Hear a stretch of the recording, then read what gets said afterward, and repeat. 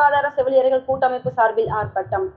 ராணிப்பேட்டை மாவட்டம் ராணிப்பேட்டை முத்துக்கடை பேருந்து நிலையம் அருகில் தமிழ்நாடு அரசு கிராம சுகாதார செவிலியர் கூட்டமைப்பு சார்பில் ஆர்ப்பாட்டம் நடைபெற்றது.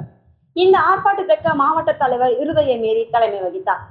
மாவட்ட துணைத் தலைவர் நிர்மலா, மாவட்ட செயலாளர் ராஜேஸ்வரி, மாவட்ட பிரச்சார செயலாளர் திலகவதி, மாவட்ட செயலாளர் ஷெல்லா, மாவட்ட ஒருங்கிணைப்பாளர் ஜான்சி ஷர்மிளா, ஜாய்ஸ் ஆகியோர் பங்கேற்று கண்டன உரையாற்றினர்.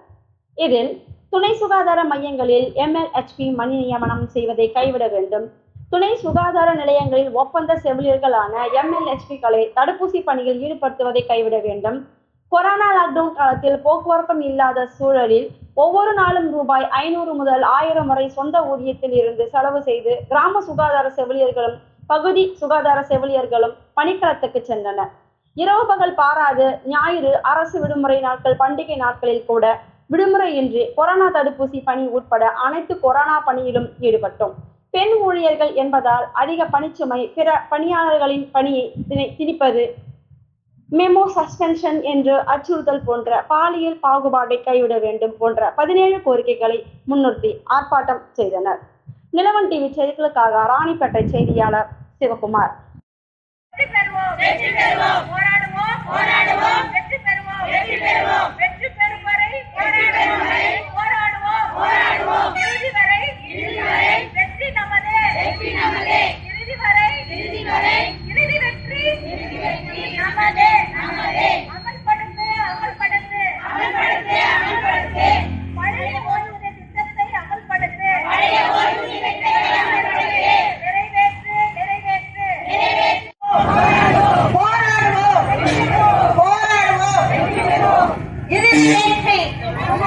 இறுதி வெற்றி